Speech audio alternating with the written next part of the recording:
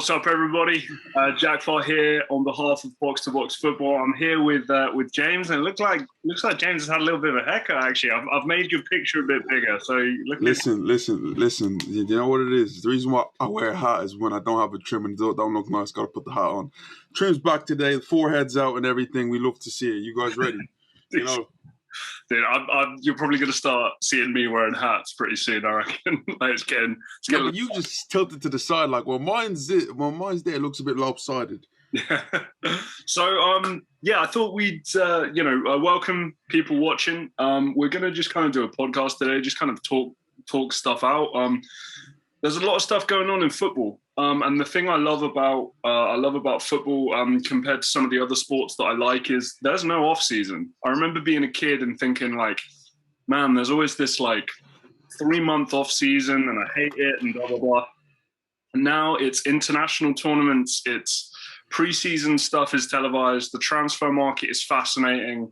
Managers are kind of almost to a certain extent have more notoriety now than they ever have before. So every single week there's some football news happening. James, do you want to... And Jack, let's be honest, like the off season at times is probably the most fun time because when you hear transfers going on, it's mad. Like you remember when Neymar signed, and even like January time, when January goes off, it's crazy.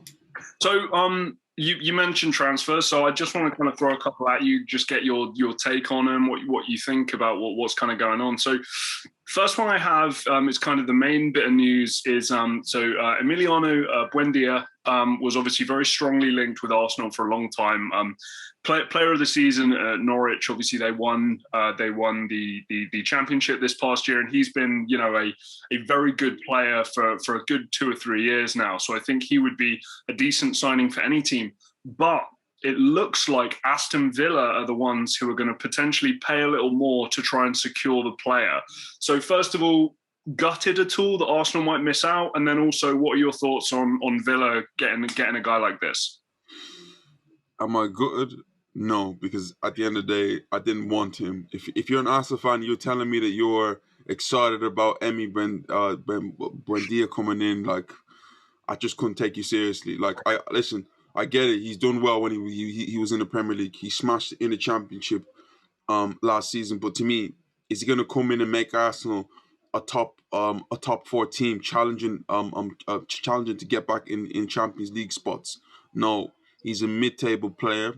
Right. You know, he probably is going to do well next to Jack Grealish and the rest of them. But like, I just don't really care. But the thing that does annoy me about it is the fact that if that was Arsenal's ambition at first, and then a team like Aston Villa goes ahead and takes the player, right, that's worrying.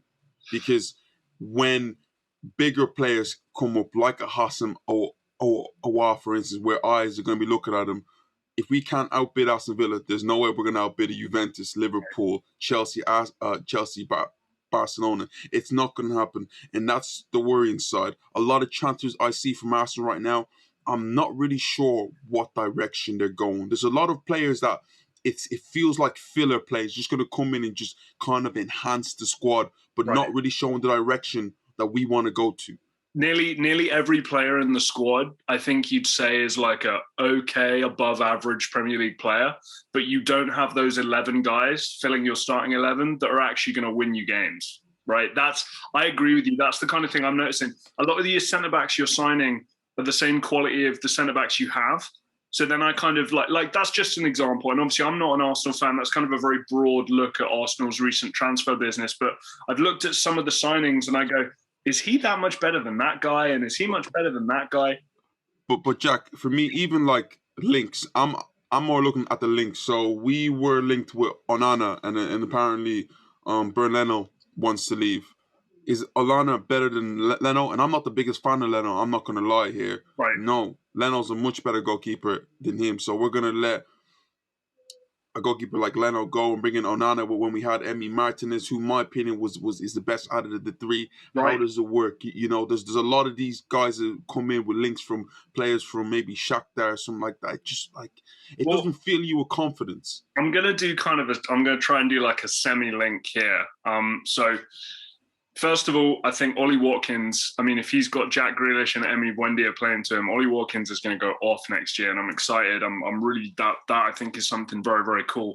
But you talk about, signing these players who they're not really improving the first 11. They're a good addition to the squad. I don't think you can ever call them bad players, but one guy who comes in and starts straight away, you'd imagine next to Thomas Partey, and obviously links have happened a lot in the last few days. Ruben Neves from Wolverhampton to Arsenal. What do you make of that as interest? Ruben Neves is a player that I think is good, but Jack, does he excite me as an Arsenal fan? No. I don't see anything there that makes me feel, oh my days, this guy's going to change. Look, he doesn't do things that make me go, oh, yes, he can strike the ball well. I don't see him dictating games. I don't see him creating chances. I don't see him getting the box and scoring goals. To me, he's just a good midfielder, and he's a standard midfielder of where Arsenal is right now. If we want to challenge, if we want to take ourselves to the next level, we need to be going for these midfielders who are, let's say, a bit over the edge, but we'll tip Arsenal over the edge. What about James? Somebody like Alan Saint-Maximin, and I'll tell you why I say that. Arsenal's revenues, we know, are going down and down every single year, right? And obviously the performance on the pitch is kind of going the same way as the revenue, unfortunately. But Alan Saint-Maximin, to me, is the kind of guy who I would look at and go, I think he is the type of person who can be a real game changer. I think he can be a difference maker more so than maybe a Buendia or a Ruben Neves. What would you make of a signing like that? Saint-Maximin is actually one of my favorite players. Yeah, he's so exciting. The ability he has, like generally when he's on it, he can switch a game by the flick of a switch. Like literally, he's outstanding. But the problem with him is that we already have a Saint-Maximin there, a player who is inconsistent, and we're not sure what we're going to get from him in a player like Nicolas Pepe. Right. I don't think we need two unsure players where I need to be able to look at this guy and be like, okay, you're going to get me this amount of goals. You're going to give me a 7 week in and week out. We need that more consistent star level. We still have Pepe there, who I think had a good season.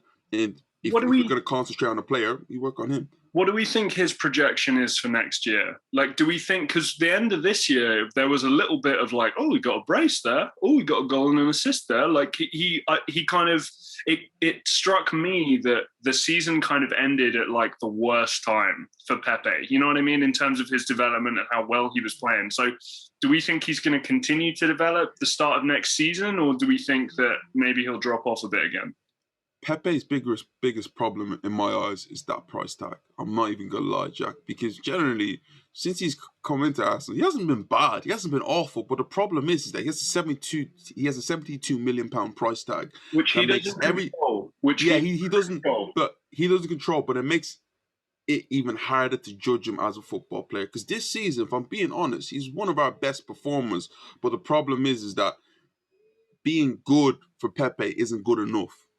We bought this guy for us to lead us. We bought this guy for him to be our Thierry Henry, for him to be our Neymar in a way, and really take the games by the scruff of the neck. And he has done that at times, but I need it in more crucial periods. The game against Villarreal, when we're starving for a goal, we need something to happen.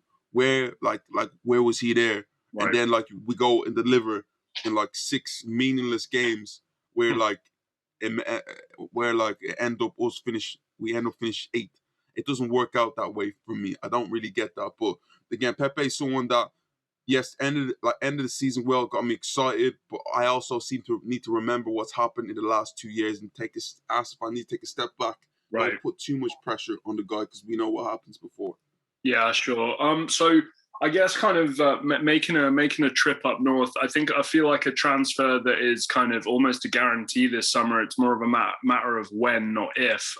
Jadon Sancho to Manchester United. Now, obviously, as an Arsenal fan, I'm sure there's a little bit of F you, Man United. How much of a difference does he make to that team? And is that the player to push them into a title challenge, or do they need more?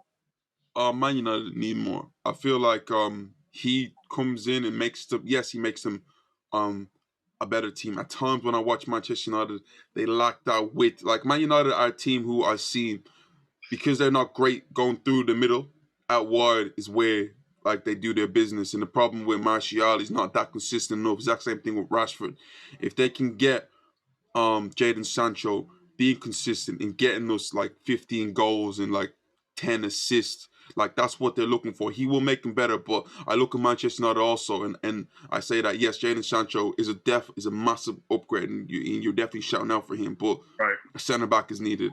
Another midfielder next to Paul Pogba. Need to play Paul Pogba in the middle and stop doing this thing where you're in away games, you play him out wide. Playing like playing through the middle. You paid all that money for him. Trust him in that situation. And then a killer striker. But Sancho to me is great fit. And then kind of last one, looking at transfers here. The news kind of came through today from the ever reliable Fabrizio Romano. He's built himself a really good reputation and some really good connections with people in the world of football, and clubs, agents, players. They do trust him to leak information. So when he does say stuff, it's not trying to distract you from the truth. It's probably true. By the sounds of things, PSG have offered more money for Gini Wijnaldum, and it seems to be that PSG are going to announce the signing of Gini Wijnaldum in the next couple of days, hopefully before the Euros. Barcelona potentially missing out. Ronald Koeman obviously misses his compatriot there, his Dutch compatriot there. Thoughts on Wijnaldum? I've got my own kind of take on Wijnaldum choosing PSG over Barca, but what do you make of that? It's a bit of a weird saga because I feel like we've been speaking for a year about Wijnaldum joining Barcelona. It felt like it was something that was always destined to happen, and it to take a weird turn like this is weird. And Barcelona trying to do this thing this year where they're just not trying to spend money, just trying to get as many players on a free as possible. But I'm guessing they must have spoke to Wijnaldum. He must have looked at maybe the style of both teams and felt that maybe PSG style suits me a bit more, and maybe I'll have a chance of playing a bit more under PSG. I can't really see any links there that kind of leads me towards thinking why he picked PSG, but maybe it's due to wages and being in Paris. But I mean, so I think it's just a weird one. I think that does play a huge part. He was offered more money to be at Paris Saint-Germain.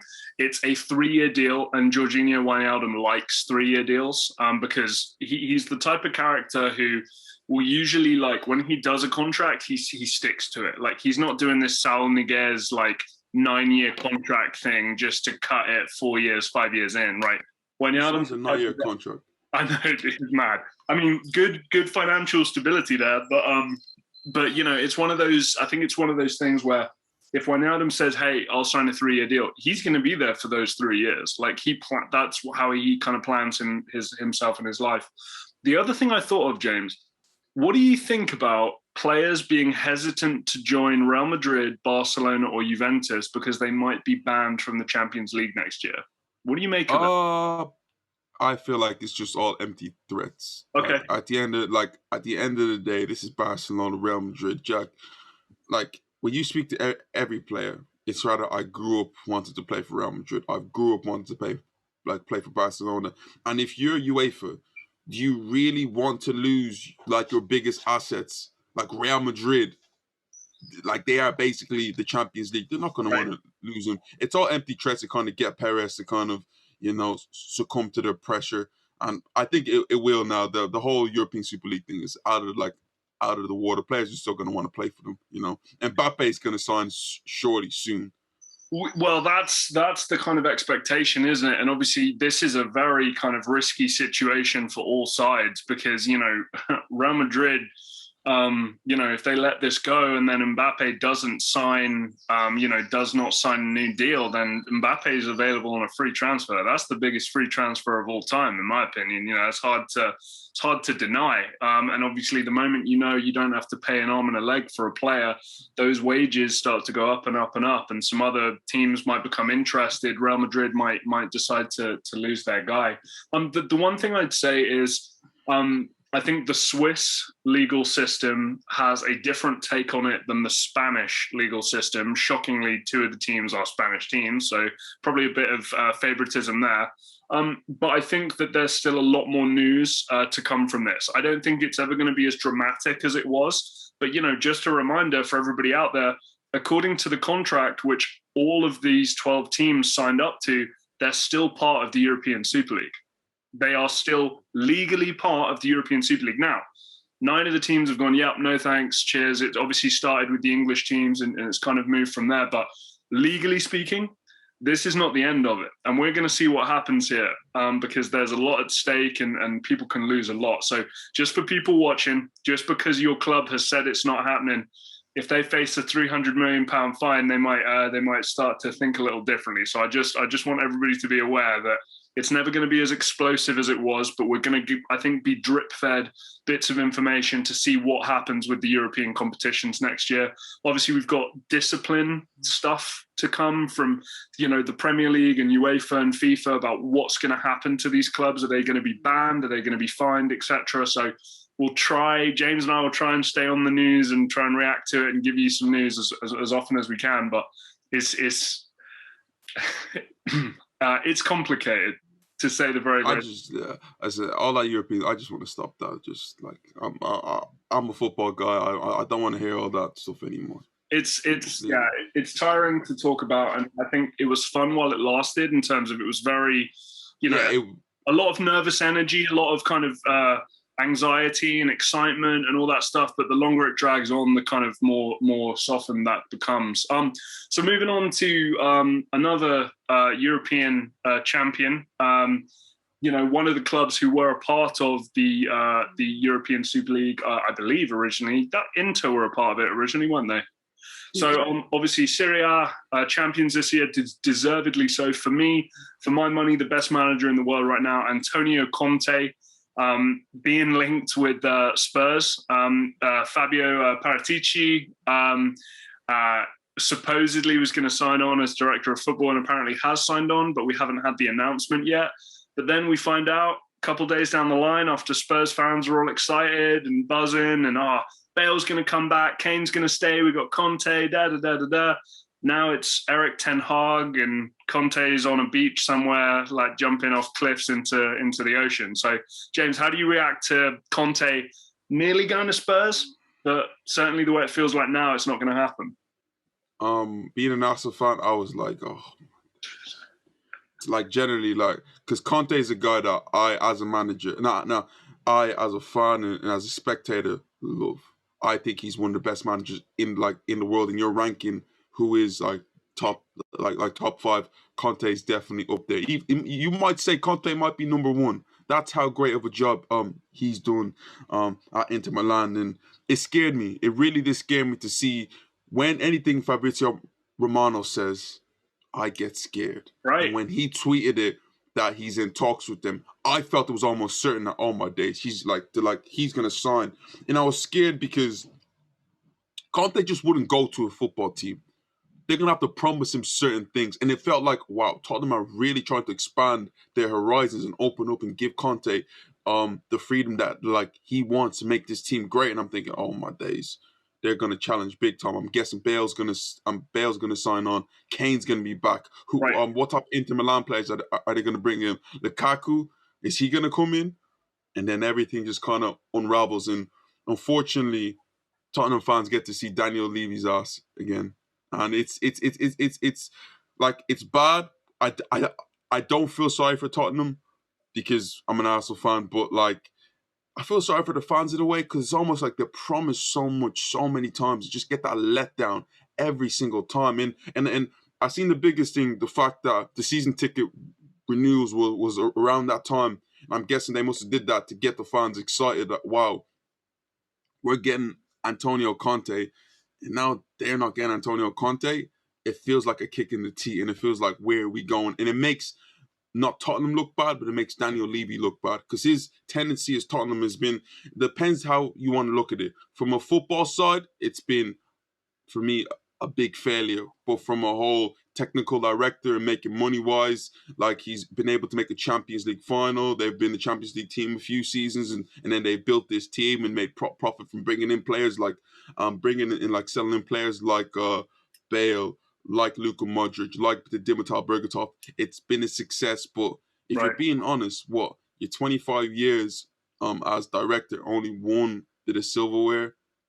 That's not really good enough. I think, like you said, in a footballing perspective, which realistically is the only perspective that largely matters because it is football, the word you'd use is disappointment. Absolutely. To come close so many times. Like, James, even this year, they were top of the table this year. I know there was a long way to go, but, it was in their hands. And that's the thing I think that people can never underestimate. You have an international goalkeeper, a reasonable enough defense, new midfield signings, the most dynamic duo offensively in the league this past year, the guy who got the most goals and the guy who got the most assists. Yes, it's the same player. You've got a all-time, one of the top 10 all-time great football managers at the helm. And I know I'm just isolating this season, but it's got to be seen as disappointment. But yet again, there is that business side, and they have been the biggest overachievers in the past 5, 6, maybe up to 10 years. And credit where credit's due to Daniel Levy, new stadium, deals, agreements, etc., etc. He has done a good job. I think the frustration, mate, is Inter Milan took the risk with Conte.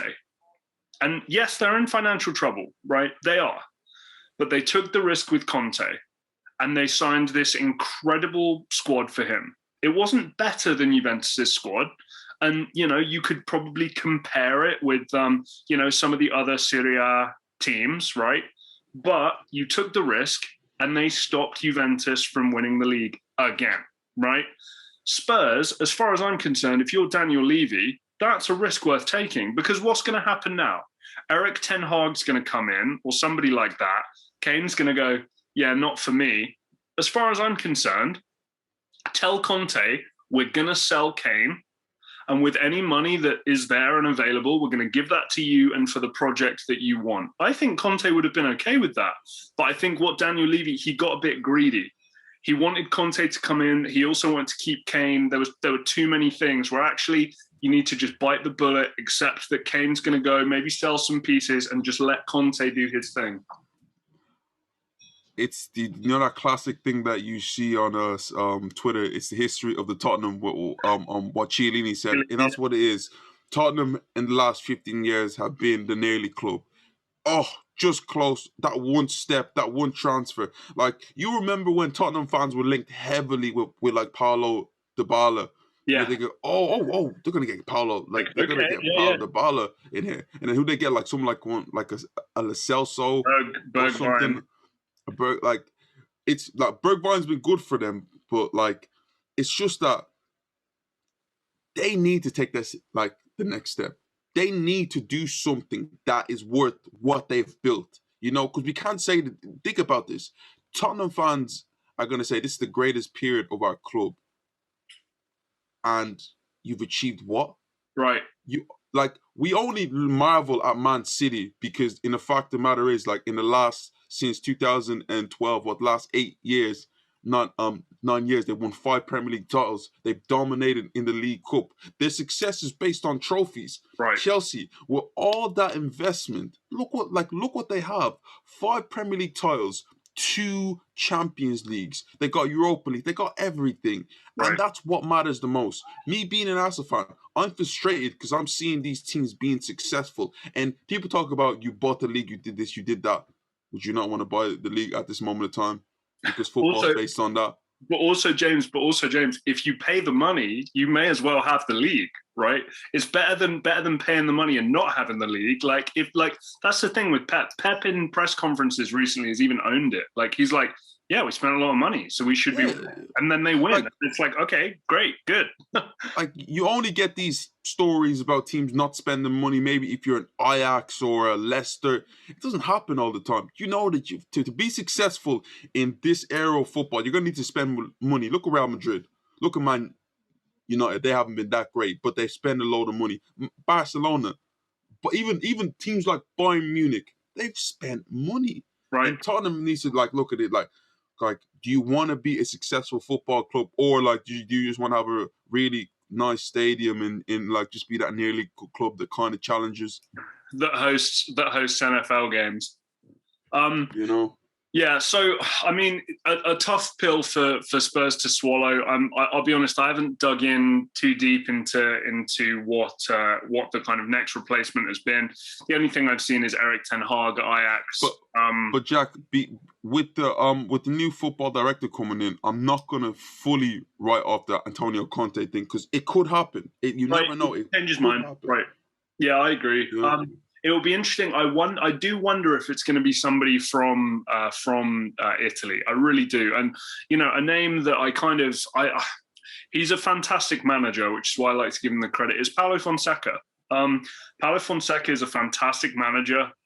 With the Roma team in the position it was in, what he was able to do, people might look at seventh and go, "Oh, geez." But if you look at the state of that squad and the position that Roma were in, that was in itself an achievement. I just wonder. I know Sarri has now taken over at Lazio. Max Allegri's back at Juve. Gasperini is another name I know has been linked with Tottenham a little bit. Obviously, Atalanta have been playing such great football. I wonder if that's something that maybe Fabio Paratici will go for. I mean, I just hope that they get someone like a Sam Allardyce, kind of Sam Allardyce.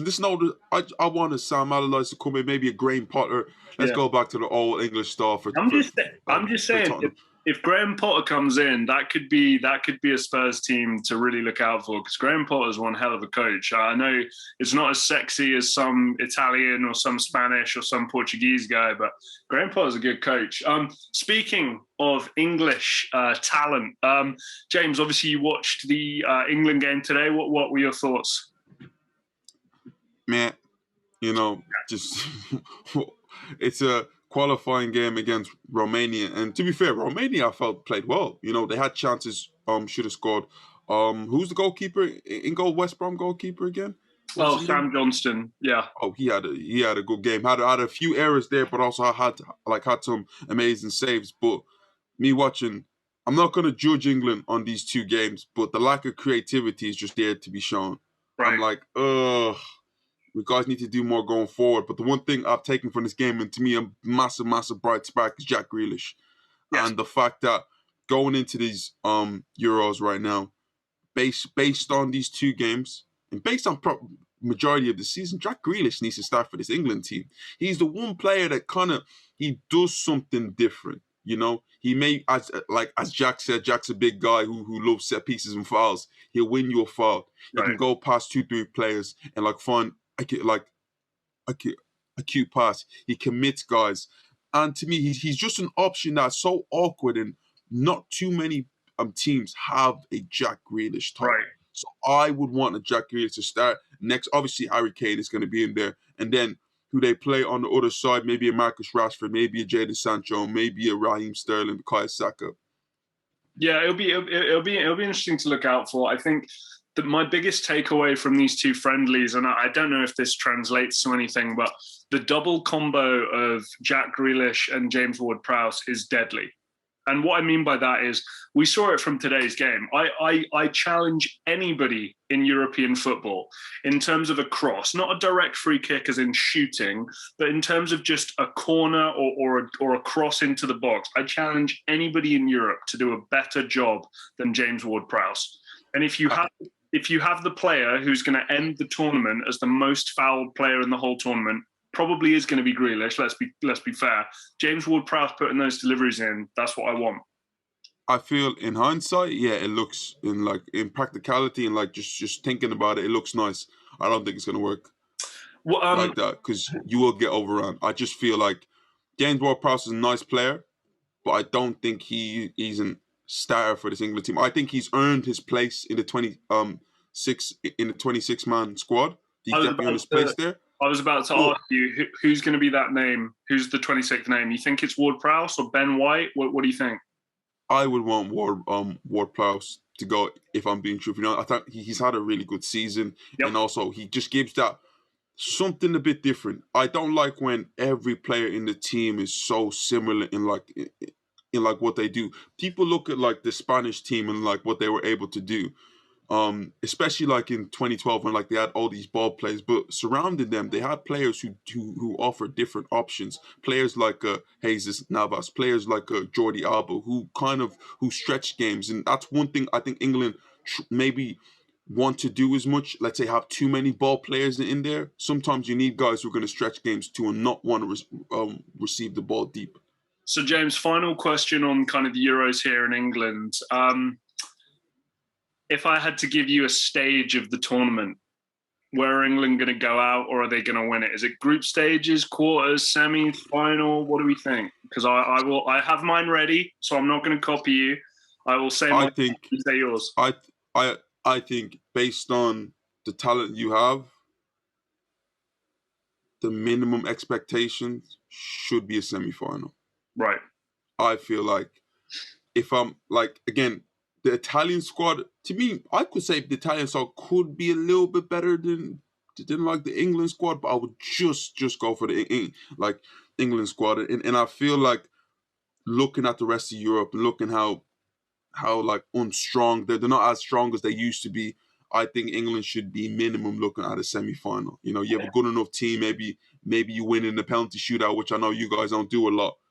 Could possibly happen. The only thing I think that is pushing me, because I would say quarterfinal.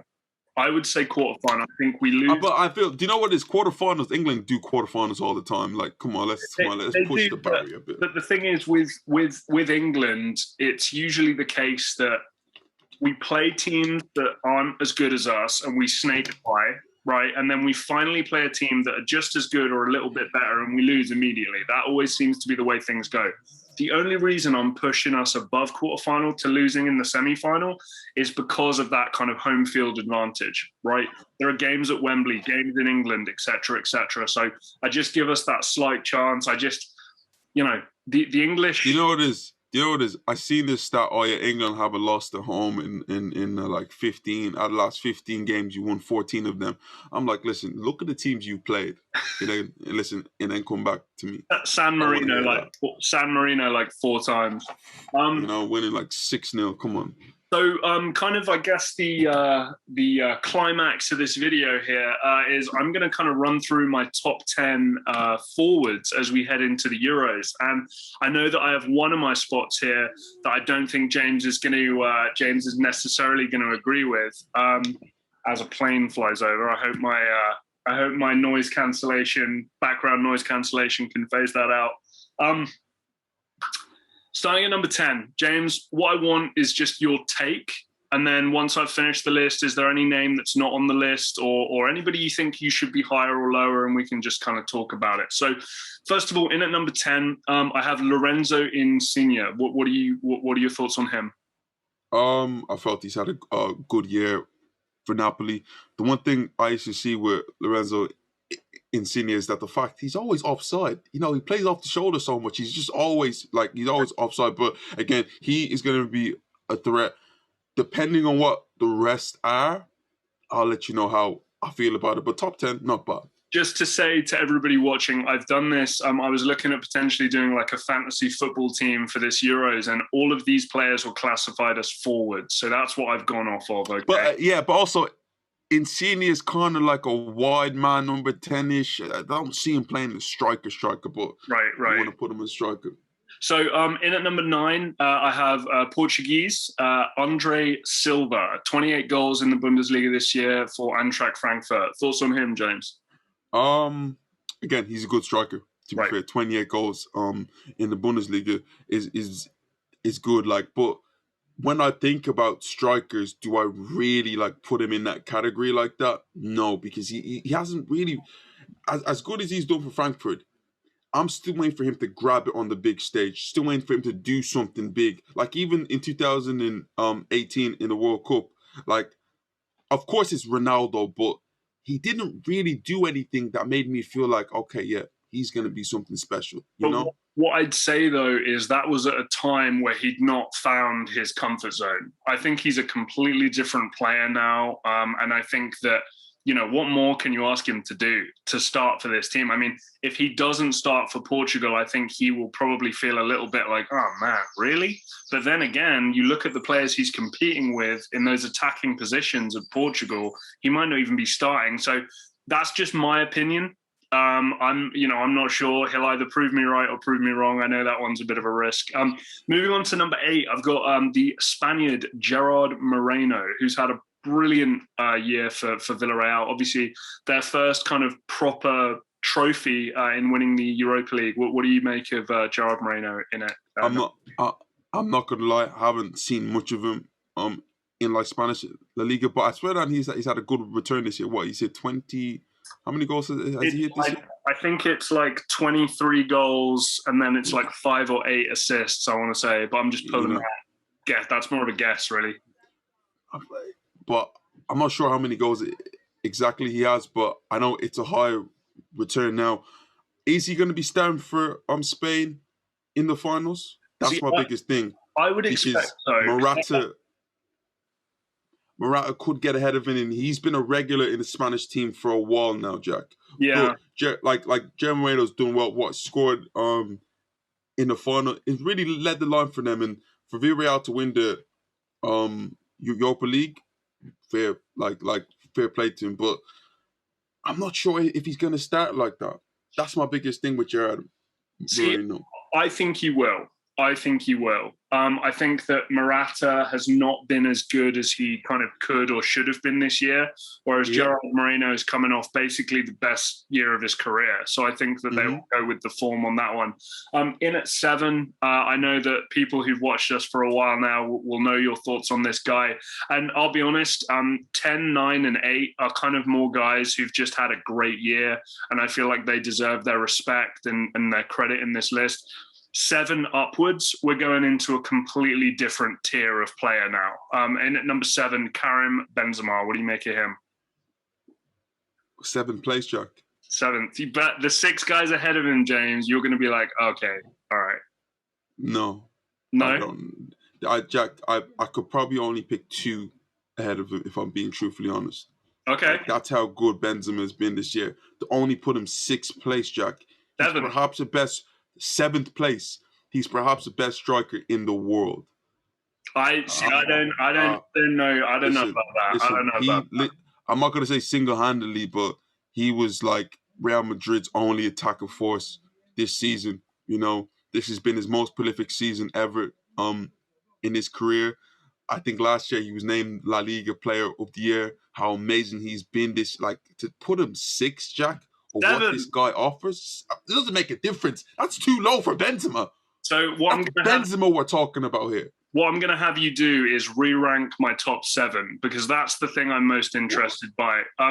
So moving on to number 6, Erling Braut Haaland is my as good as Haaland's been. He hasn't been better than Benzema this year. And plus, did Norway even in the Euros? I believe so. Yeah, they are. Yeah.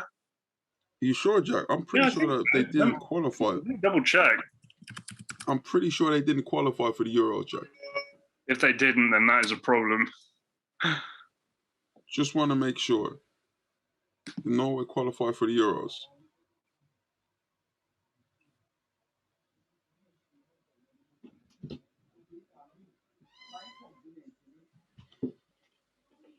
Because the only thing out there I think they're concentrating on is the Eurovision contest, if I'm being honest. James, you might be right. I'm not sure they did either. I don't think that they did, Jack. Shut my mouth. Okay, right. So what that means straight away is I'm going to start moving some people around here. So I'm gonna. I mean, you can leave him in there, but he still doesn't get over Benzema in my eyes. Thing is, I don't want to, because these are guys who are going into the Euros. That's the thing. Jack, we might even put Lacazette in there. Then he's not even going to the Euros. Like, come on. So let me kind of find out who I want to put in 10th. Okay, I'll put this guy in 10th. So I got Antoine Griezmann coming in 10th. What do you think? You can't put him as a striker, Jack. Come on. No, but he's a forward as per the Telegraph. That's what we're going on. Okay. Well, I'm not really sure about that, but No, James, I'm telling you right now, he is a forward as per the Telegraph. That's what we're going from. That is a fact. Well, I don't disagree with that. It's a if fact. if it's number 9, he's not a number 9. No, That's all. it's forward as per the Telegraph. Yeah, but even then, I'm not putting. Wait, what position do you put? I don't. It doesn't matter. He's a forward in the same way. No. But what ranking? What are you putting him 10th. in? I'm just putting him 10th. Okay. So going back to where we were in the list, and like we don't need to talk about Griezmann. We know what he can offer. We know he's good for France, especially playing with Benzema and another guy who is coming up on my list here in a second. So Benzema's up to 6th because Erling Haaland's not in the competition because I'm an idiot.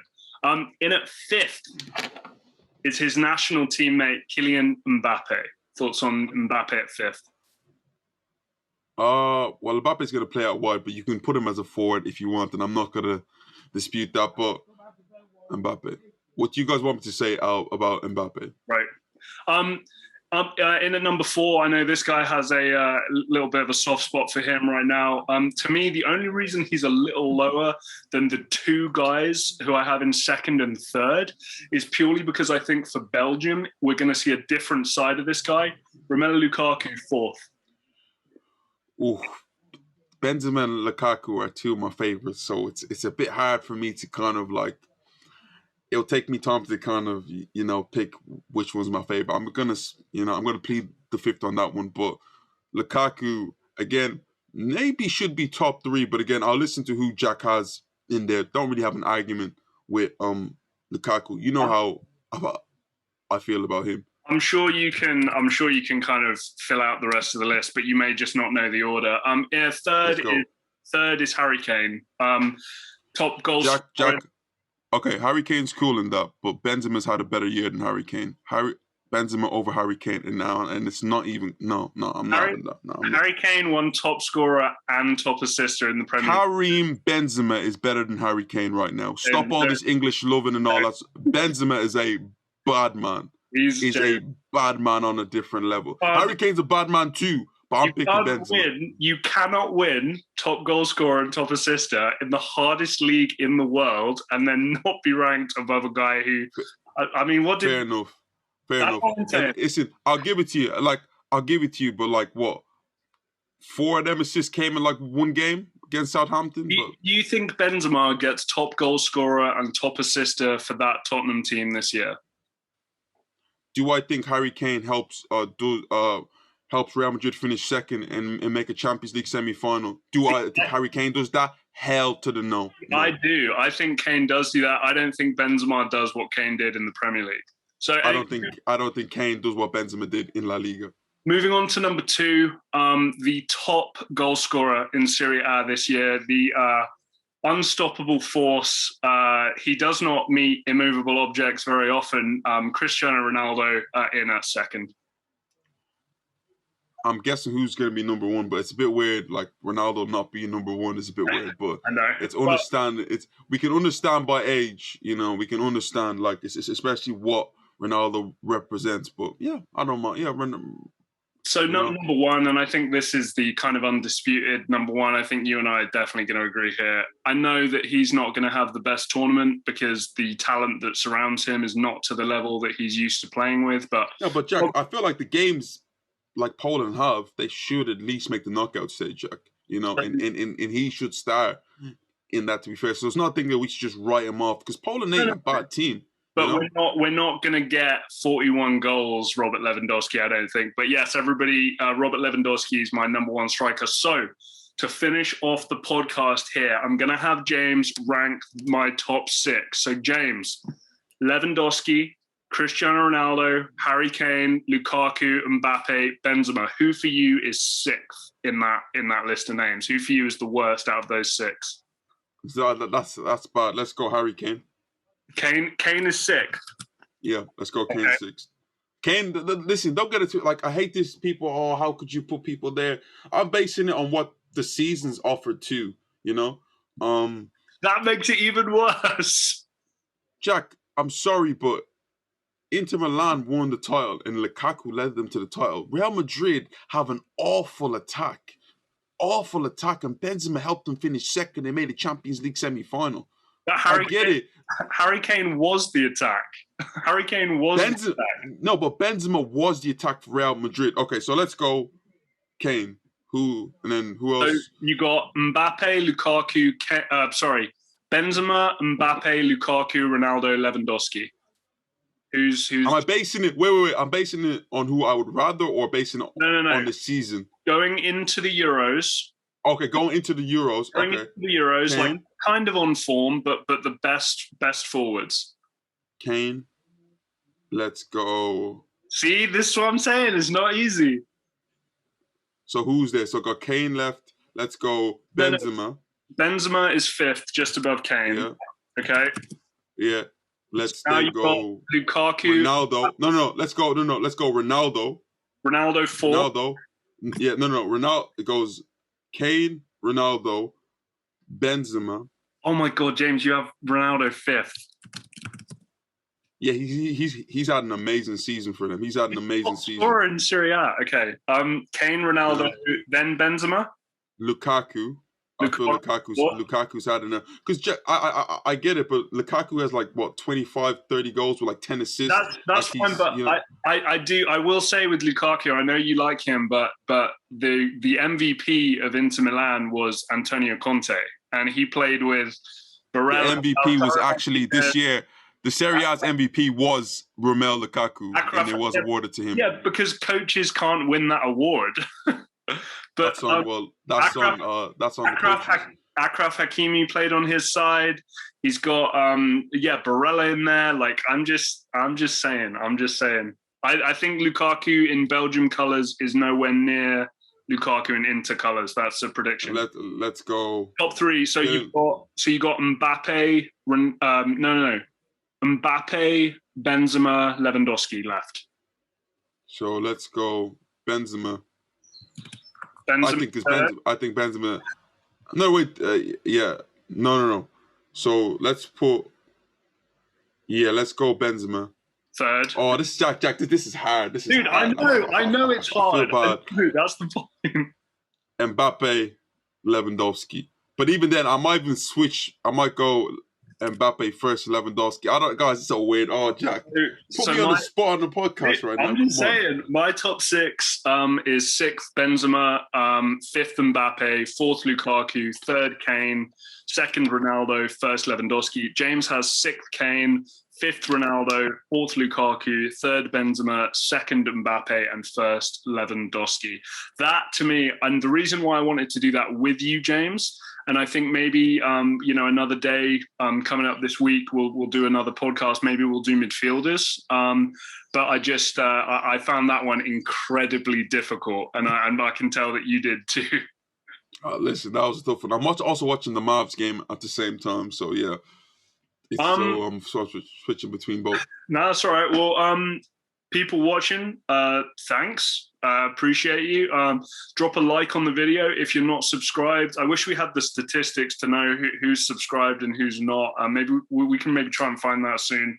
I know that I know it's more than 50% of people that watch are not subscribed. So guys, hit that subscribe button. For us. Where are you watching the game on Friday? The first game, and who are you watching it with? Ooh, I'm away.